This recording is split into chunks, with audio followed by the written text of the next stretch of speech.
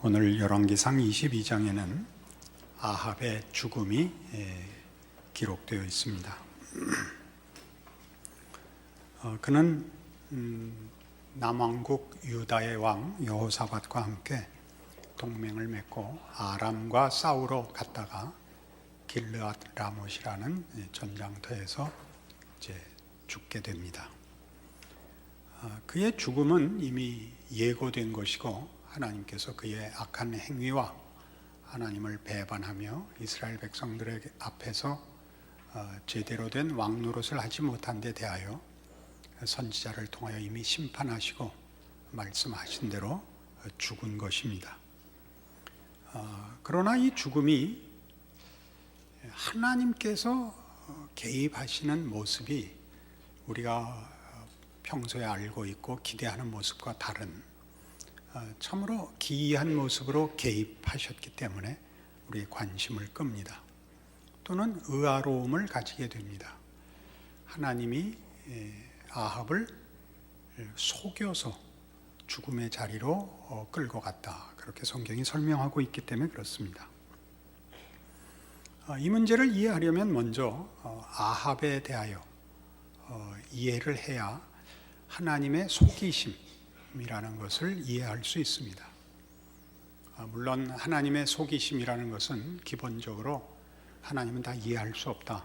우리의 생각과 우리의 지혜와 차원이 다른 깊이와 높이를 가지신다라는 측면에서 먼저 기본적인 이해를 해야 됩니다.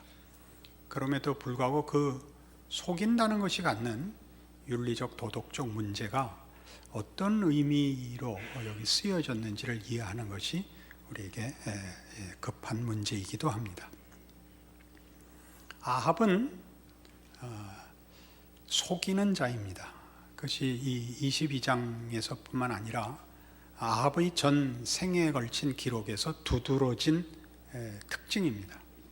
무엇을 속이냐 하면 자신을 속이고 신앙을 속이고 인생을 속이고 하나님을 속입니다. 여기서 속인다는 것은 조금 더 넓게 설명을 하면 굉장히 모호합니다. 아합은 갈멜산 전투에서나 나봇의 포도원을 뺏을 때나 보면 그 원흉이 아닙니다. 그 부인이 원흉입니다.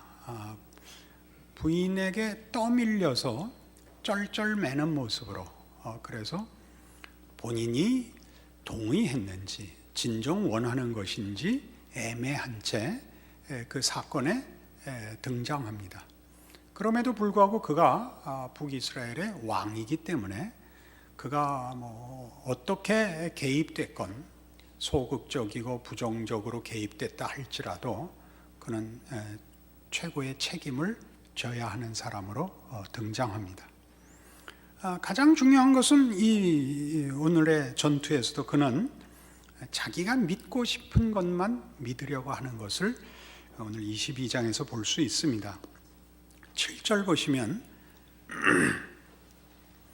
22장 7절에 남왕국 유다 왕인 여호사밧이 이르되 이외에 우리가 물을 만한 여호와의 선지자가 여기 있지 아니하니까 이스라엘의 왕이 즉 아합이 여호사밧 왕에게 이르되 아직도 이물라의 아들 미가야 한 사람이 있으니 그로 말미암아 여호와께 물을 수 있으나 그는 내게 대하여 길한 일은 예언하지 아니하고 흉한 일만 예언하기로 내가 그를 미워하나이다. 그러니까 아합은 미가야의 선지자의 말을 듣고 싶어하지 않습니다. 그가 늘 흉한 예언만 했기 때문이랍니다. 근데 미가야는 하나님의 선지자입니다. 지금 물을 만한 선지자가 더 없습니까? 그래서 미가야라는 선지자가 있는데, 그러니까 하나님의 선지자로 인정하면서 그가 자기한테 흉한 말을 해서 듣기 싫다는 거죠. 그러니까 결국 미가야는 하나님의 말씀을 전하는데 아합이 미가야를 싫어한다는 것은 하나님을 싫어한다는 것입니다. 이렇게 중간중간 정체가 드러나지요. 그냥 할 수 없이 여호사밧 왕이 강권해서 미가야를 만납니다. 13절 미가야를 부르러 간 사신이 일러 이르되 선지자들의 말이 하나같이 왕에게 길하게 하니 청하건대 당신의 말도 그들 중 한 사람의 말처럼 길하게 하라. 미가야가 이르되 여호와께서 살아계심을 두고 맹세하노니 여호와께서 내게 말씀하시는 것을 내가 말하겠습니다. 그래서 이제 아합 왕과 여호사밧 왕이 미가야를 불러 어떻게 하랴 물었더니 올라가십시오. 승리할 것입니다. 16절 왕이 그에게 이르되 내가 몇 번이나 네게 맹세하게 하여야 네가 여호와의 이름으로 진실한 것으로만 내게 말하겠느냐. 진실은 원하지 않으면서도 자기가 하는 자기가 가진 소원이 하나님의 뜻하고 맞지 않을 것이라는 것은 알고 있는 것 같죠. 그러니까 편을 드니까 너 거짓말하는 거지라고 계속 다그칩니다. 그러자 이제 17절 이하에 우리로서는 좀 상상하기 힘든 하나님이 말하자면 어전 회의를 열고 누가 미가야를 꿰어서 죽게 하겠느냐라고 질문을 던지시고 21절 한 영이 나와 여호와 앞에 서서 말하되 내가 그를 꿰겠나이다. 여호와께서 그에게 이르시되 어떻게 하겠느냐 이르되 내가 나가서 거짓말하는 영이 되어 그의 모든 선지자들의 입에 있겠나이다. 여호와께서 이르시되 너는 꿰겠고 또 이루리라. 놀랍지 않습니까? 하나님 너 잘했다. 그렇게 가서 속여라. 그래서 아합을 죽여라. 그렇게 됐죠. 우리는 지금 하나님의 이 속이심과 하나님의 당신의 뜻을 이루시는 방법에 대하여 지금 의아로움을 가지고 본문을 대하고 있습니다. 그래서 이 문제를 풀기 위하여 서두에도 말씀드린 것 같이 아합의 애매함을 먼저 살펴보고 있습니다. 아합이 애매하다는 것은 그가 자신의 신앙을 헌신과 연결시키지 않는다는 뜻입니다. 현대인들의 헌신은 애매하다. 그렇게 표현할 수 있습니다. 현대인이라는 것은 21세기를 사는 우리, 혹은 조금 넓혀서 20세기부터 사는 이 세기 말에 사는 사람들이라는 뜻이기보다 중세 시대가 끝나면서 서구 역사, 기독교 역사를 중심으로 얘기해서 그렇습니다. 권위와 질서가 무너진 다음 세대는 다 현대라고 합니다. 현대라는 세대는 더 이상 절대적인 권위자나 진리라는 근거가 없이 각자가 자기 판단과 결정으로 사는 시대라는 뜻입니다. 이 시대는 자기가 자기의 주인으로서 자유를 누리지만 따지고 보면 불안한 시대입니다. 왜냐하면 우리 인간 개인은 자기 자신의 존재와 인생을 책임질 만한 실력이 없는 줄 본인이 알기 때문입니다. 그래서 늘 뭘 믿는다고 얘기하지만 헌신을 할 수가 없습니다. 불안하고 그래서 늘 결정을 할 수 없고 애매모호합니다. 신앙보다 더 급이 낮은 지식의 수준에서도 지식은 짐작이나 꿈과 다릅니다. 그죠? 짐작이나 꿈 갖고 이렇게 설명하는 걸 용서합시다. 베팅을 하지는 않습니다. 베팅을 한다는 건 오늘 헌신이라는 말을 이해시키려고 그렇습니다. 짐작이나 꿈에다가 베팅을 하지는 않습니다. 지식에는 베팅을 합니다. 여러분이 그 카드를 본 것과 카드를 못 본 것은 얘기가 다릅니다. 베팅은 물론 도박성에서는 모르는 데다 짐작에다 베팅을 하지만 사람이 정말 중요한 것을 갖다 걸 수는 없지 않습니까? 그러니까 우리가 뭘 안다고 할 때는 그 아는 것이 하나의 의견일 수 없습니다. 그것은 자신을 거는 것일 수밖에 없습니다. 헌신과 분리된 지식은 없고 신앙의 경지에 오면 더더욱 그렇습니다. 그 신앙이 헌신으로 묶이지 않고 모호하다면 그 사람은 기분과 욕심에 붙잡혀 있는 것이지 진정한 신앙, 하다못해 지식도 갖고 있지 않은 것이 됩니다. 헌신되지 않은 믿음은 여기 어느 책에서 인용했습니다. 헌신되지 않는 믿음은 분간할 수 없는 것이 됩니다. 분간할 수 없는 것이 된다. 표현이 참 좋죠.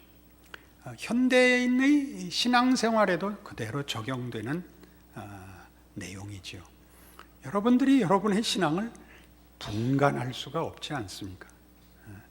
신자가 아닌 것도 아니고 긴 것도 아닌 그 모호한 표정으로 주일마다 이렇게 서로 만나고 있습니다. 이만하면 꽤 많은 세월을 같이 마주보고 있는데 표정에 그럴듯한 진전이 없습니다. 저는 좀 진전이 있죠. 저는 분명히 진지해지고 무거워지고 스스로 판단하는 것이지만, 그래서 분간할 수 없는 믿음은 회의와 모호함을 불러들인다. 그렇게 어느 사람이 글에 표현해 놨는데 너무나 적절해 보입니다. 그러니까 아합은 지금 그런 입장에 서 있는 겁니다. 그의 믿음은 헌신되지 않습니다.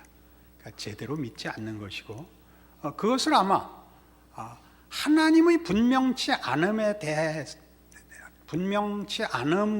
핑계대고 있을 것입니다. 우리 모두가 해봐서 아는 거 아닙니까? 자신의 믿음이 헌신으로 연결되지 않을 때는 우리는 늘 헌신해야 될 대상이 보다 분명한 증거를 줘야 된다고 책임을 회피하곤 하지 않습니까? 하나님이 나타나셔서 이 길로 가라.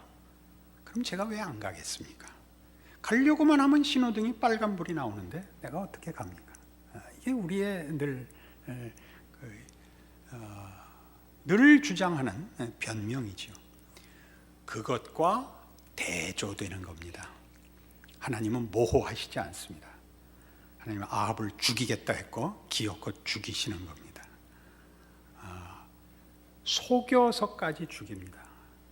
속인다는 것 때문에 여러분 그 마음에 얼핏 항복이 안 되실 텐데 이런 개념이죠. 여러분 속이려면요 어지간한 집념과 정성이 있어야 속이기도 하는 겁니다. 어지간한 정성과 관심이 있어야 화도 내는 겁니다. 여러분 주로 자녀를 기르실 때 또는 친구 관계를 유지할 때 이거 겪으셨을 겁니다. 보통 화를 내는 것은 헤어지자가 아니라 화해하자가 더 많지 않습니까? 우리가 자녀들에게 화를 내면 돌아서라고 하는 것입니다. 가망성이 없어지면 드디어 화도 내지 않습니다. 화도 내지 않고 밥도 잘 안 해줄 뿐만 아니라 어르지도 않습니다. 너 10등 안에만 들면 내가 너 가고 싶은데 다 보내줄게. 네가 이번에 5등 안에 들면 가고 싶은 데가 아니라 갖고 싶은 걸 다 줄게. 속이는 겁니다. 속이는 게 아니고 속이는 겁니다. 이 속임입니다. 그건 진심입니다. 부모된 자의 진심입니다. 내가 무엇인들 널 못 해주겠냐? 너 이렇게만 해라. 이거 아닙니까? 하나님은 말하자면 아합의 모호함과 대조해보면 비교해서 등장하시는 하나님은 분명하십니다. 무엇에서 분명하시죠? 하나님 용서하십시오. 이렇게 표현하는 것 이해해 주십시오. 하나님 노릇하시는 것에 대하여 그는 보류하거나 타협하거나 희석하시지 않습니다. 그는 늘 진정하게 하나님이시고 그 통치를 이루십니다. 개입하시며 간섭하시며 열심으로 그 뜻을 그 의와 자비를 기어코 달성하십니다. 이것이 속이는 하나님입니다. 그럼에도 불구하고 만일 여러분이 이 속이는 하나님에 대해서 마음에 들지 않는다면, 이 표현이 마음에 항복이 안 된다면 다른 표현을 하나, 이거와 대등한 표현을 하나 더 쓰면 여러분이 금방 마음에 은혜와 항복이 있을 겁니다. 하나님은 하나님의 하나님 되심과 우리와의 관계를 위하여 죽으실 수 있는 하나님입니다. 하나님은 죽이시는 하나님으로서만 자기의 진정성을 보이지 않고 죽으심으로 당신의 진정성을 보이신 하나님입니다. 하나님은 우리를 위하여 죽으실 수 있습니다. 죽으셨습니다. 죽음의 자리에 찾아오십니다. 여러분을 결코 놓아두지 않으십니다. 하나님은 여러분을 위하여 죽으십니다. 죽이실 수도 있습니다. 이 부분을 너무 놓치지 마십시오. 하나님은 은혜와 자비의 하나님이시며 사랑의 하나님이시고 무한한 권능과 능력으로 우리를 지키실 것입니다. 그러나 두려워해야 할 하나님입니다. 공포의 하나님이라는 뜻이 아닙니다. 하나님은 하나님의 뜻을 대강 이루시지 않을 것입니다. 여러분을 필요하다면 죽이실 겁니다. 이 죽인다는 거 여러분 잠시 생각해 보시면 우리 모두가 경험한 것일 겁니다. 여러분 하나님을 만나고 예수를 믿는 과정에서 하나님이 우리를 죽음의 문턱이 아니라 죽음에 담갔다 꺼냈다는 사실을 경험하지 않는 사람은 거의 없을 것입니다. 우린 죽었었습니다. 우리가 누군지를 봤고 우리가 행한 것의 결과를 본 사람들입니다. 예수 안에서 구원을 얻었죠. 지금은 예수 안에 있어서 내가 살고 있지 나는 그 전에 죽었습니다. 본인들이 납득하는 것입니다. 내 모습, 내 실력, 내 계획, 내 욕심에서는 더 이상 삶이 유지될 수도 가치가 있을 수도 없었던 존재였는데 예수 안에서 딴 사람이 됐죠. 내가 변했다, 구원을 받았다라는 내 중심적인 표현으로 쓰지 마시고 나는 그때 죽었고 지금 살아있는 건 하나님이 예수 안에서 새로 만든 나라는 존재다. 그때와 나는 다른 사람이다. 변했다가 아니라 따르게 지음을 받았다. 그렇게 얘기할 수밖에 없죠. 하나님은 우리를 구원하기 위하여 당신의 자녀로 삼기 위하여 우리를 죽이셨습니다. 우리를 죽이셨습니다. 우리는 이 문제가 즉 하나님의 진정성, 하나님의 하나님 되시는 진정성과 우리를 향한 그 뜻과 기쁘심의 진정성에 대해서 오늘 여기서 배우는 겁니다. 속이시는 하나님, 죽이시는 하나님, 죽으시는 하나님을 봅니다. 이것은 이 본문 하나 놓고 할 수 있는 얘기는 아닐 수 있습니다. 다른 증거를 하나 찾겠습니다. 창세기 32장입니다. 창세기 32장 23절 그들을 인도하여 시내를 건너가게 하며 그의 소유도 건너가게 하고 야곱은 홀로 남았더니 어떤 사람이 날이 새도록 야곱과 씨름하다가 자기가 야곱을 이기지 못함을 보고 그가 야곱의 허벅지 관절을 치매 야곱의 허벅지 관절이 그 사람과 씨름할 때 어긋났더라. 그가 이르되 날이 새려하니 나로 가게 하라. 야곱이 이르되 당신이 내게 축복하지 아니하면 가게 하지 아니하겠나이다. 그 사람이 그에게 이르되 네 이름이 무엇이냐? 그가 이르되 야곱이니이다. 그가 이르되 내 이름을 다시는 야곱이라 부를 것이 아니요 이스라엘이라 부를 것이니 이는 네가 하나님과 및 사람들과 겨루어 이겼음이니라. 잘 아시는 약복나루에서 야곱이 하나님과 씨름한 장면입니다. 하나님께서 야곱에게 씨름을 거십니다. 언제나 이 사건의 주인공은 하나님이십니다. 야곱의 고집을 꺾으러 오신 것으로 보입니다. 야곱이 하나님께 밤새도록 메어 달려 축복을 구하여 얻었다기보다 하나님이 야곱의 고집을 꺾으며 하나님과의 관계를 회복시키려는 사건으로 보여집니다. 그러나 하나님이 그 일을 실패하십니다. 여기 있는 대로 25절에 자기가 야곱을 이기지 못함을 보고 입니다. 그래서 그의 허벅지 관절을 꺾어 나 이제 간다. 그러자 야곱이 뜻밖의 당신에게 축복하지 아니하면 가게 할 수 없습니다. 그러니까 사건은 이렇습니다. 하나님은 야곱을 복주기를 원하십니다. 그렇게 약속하셨습니다. 그가 태어나기 전부터 그 부모에게 한 약속입니다. 야곱이 베델에서 그 그 외삼촌 집으로 피난을 갈 때 베델에서 밤에 그를 만나 주시고 그에게 복 주신 하나님입니다. 야곱은 하나님이 주신 복과 하신 약속에 걸맞게 살지 않습니다. 그는 외삼촌 집에서 이제 거부가 되었지만 그 형제들에게 미움을 받고 거기 더 이상 있지 못하고 돌아옵니다. 돌아오지만 형은 갈 때부터 야곱은 에서의 낯을 피해서 생명을 구하려고 도망갔던 사람입니다. 형은 아직도 화해할 기미가 없습니다. 그는 이 약복 나루터에서 밤새 고민하다가 하나님의 씨름을 당합니다. 하나님이 너 이래선 안 된다, 항복해라. 야곱은 끝까지 버텨냅니다. 그래? 그렇다면 할 수 없다, 나 간다. 복은 주고 가셔야죠. 이렇게 된 장면이다 말하자면.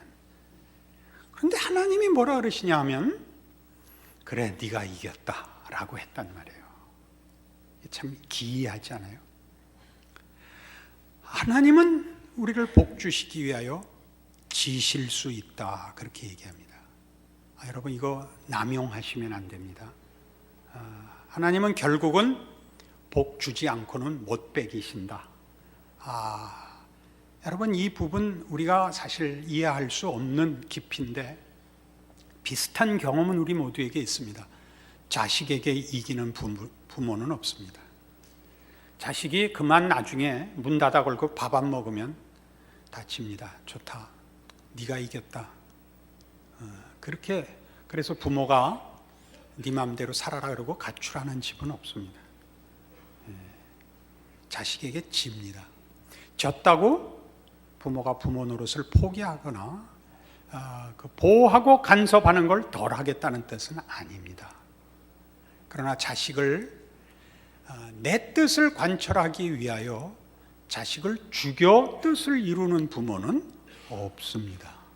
그게 이 약복 나루터 사건이며 하나님이 아합을 속이고 그를 죽이심으로 나타내시는 하나님이 누구신가에 관한 오늘의 본문입니다.